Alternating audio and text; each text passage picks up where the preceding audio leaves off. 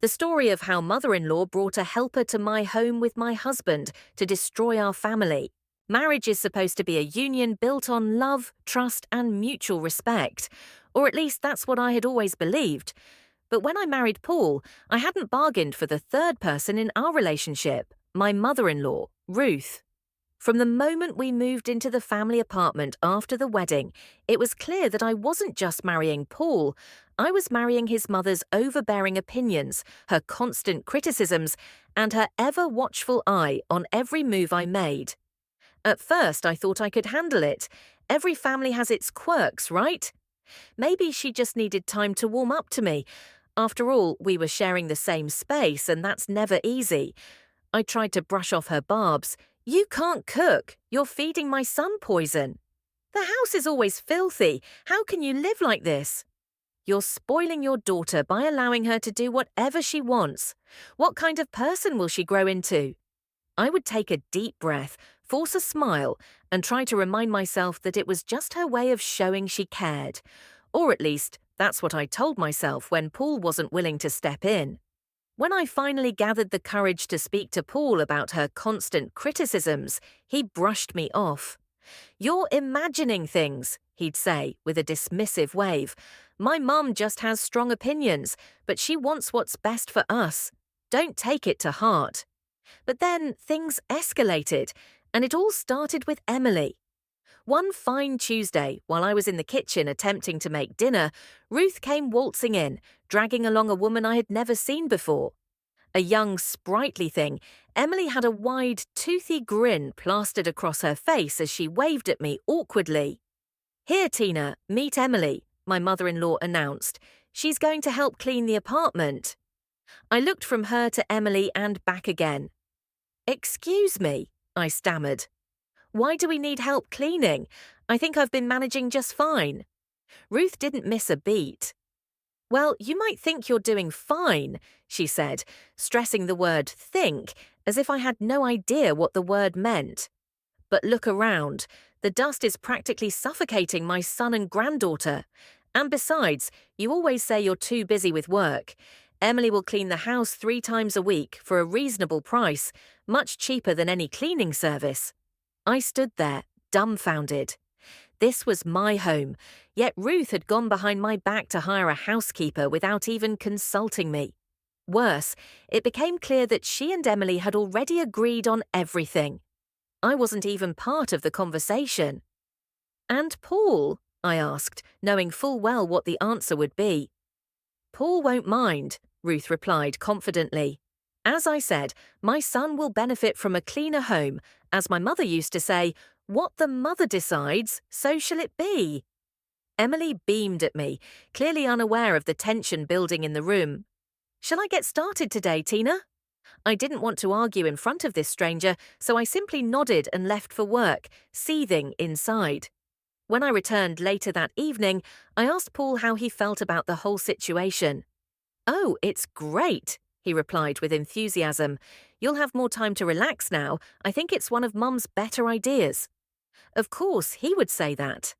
He never said no to his mother. What began as 3 days a week quickly turned into every day.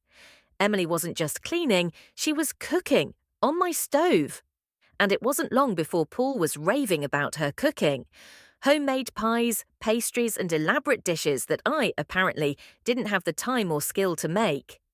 I would come home to find Paul, my daughter Lily, Ruth, and Emily, all gathered around the dinner table, laughing and eating as though they were a cozy family unit, while I stood in the doorway like an outsider.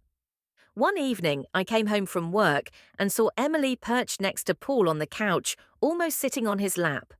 They were laughing about something, their heads close together. I clenched my fists.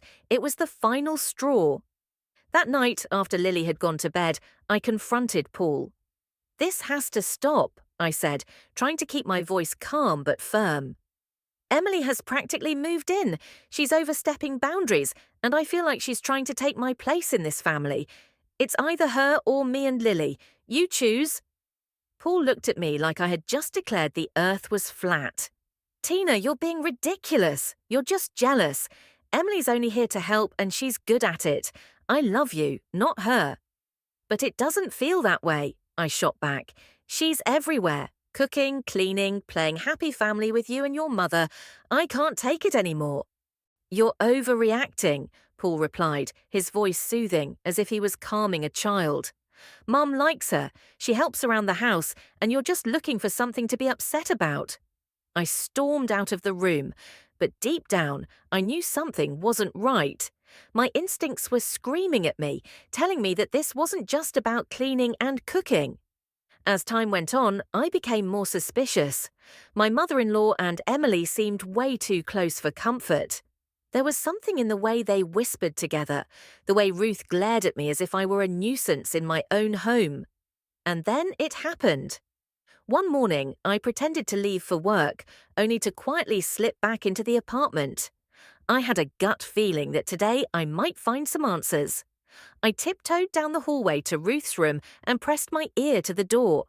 I heard Ruth speaking on the phone, her voice hushed but clear enough for me to make out the conversation.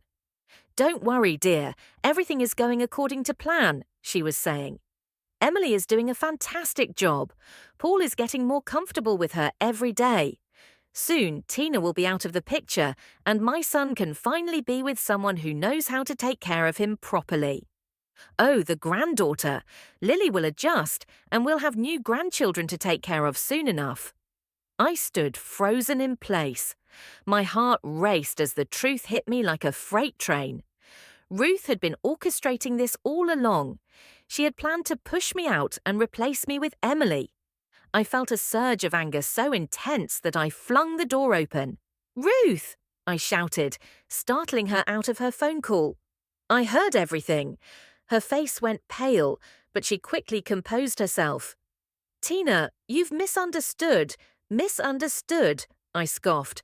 "I've heard enough to know exactly what's going on. I'm telling Paul everything, and you can tell your precious Emily that she won't be stepping foot in this house ever again." True to my word, I told Paul everything that evening. I recounted Ruth's phone call, her scheme to replace me with Emily, and how she had been manipulating the entire situation from the start. Paul was visibly shaken. "Mum, is this true?" he asked when he confronted Ruth. She faltered, clearly caught off guard by my boldness. Under my furious gaze, she lowered her head and gave a hesitant nod. Paul's face turned a shade of red I had never seen before. As much as he loved his mother, he couldn't deny what had happened. He was furious. "We're firing Emily," Paul declared. "And Mum, you need to stay out of our marriage." Ruth didn't take it well. She sulked for weeks, but I didn't care. Emily was gone for good, and while my relationship with Ruth was now even colder than before, I didn't mind. I knew she would try something else eventually, but for now I had won. I wish I could say my relationship with Ruth improved after that, but the truth is, we never truly got along. She never forgave me for exposing her scheme, and I never forgave her for trying to destroy my marriage. But at least for the time being, the threat of Emily was out of the picture. As for Paul, he apologized for not believing me sooner and promised to be more aware of his mother's antics in the future. Our marriage, while still strained by Ruth's constant interference, became stronger as we learned to navigate her manipulations together. We may never have the perfect family, but I'm content knowing that I stood my ground. And as for Lily, she may never fully understand what her grandmother tried to do, but I'll always protect her from those who think they know better about how to care for her. Months passed, and just when I thought everything had calmed down, an unexpected visitor knocked on our door one evening. It was Emily, only she wasn't there to start more drama. She stood nervously at the doorstep, holding a small bouquet of flowers. "I came to apologize," she said, her voice trembling. "I didn't realize what was happening. I swear I had no idea Ruth had this plan. I just needed the money and thought I was helping." I crossed my arms, skeptical. "Why come now?" "Because Ruth fired me," Emily said. "She didn't tell you, did she?" I blinked in surprise. "Fired you?" "Yeah," she sighed. When she realized her plan wasn't going to work, she blamed me. She's been saying I ruined everything. I wanted to apologize, Tina. I never meant to cause problems between you and Paul. There was something genuine in her eyes. Maybe Emily wasn't the villain I thought she was. Maybe she too had been manipulated by Ruth. I accept your apology, I said finally, but don't expect to be welcomed back here. Emily nodded, turned, and left without another word. As I closed the door, I couldn't help but feel a strange sense of closure. Ruth would never change, but at least now, the people she tried to use had seen her true colours. And as for me, I had my family back, and that was all that mattered.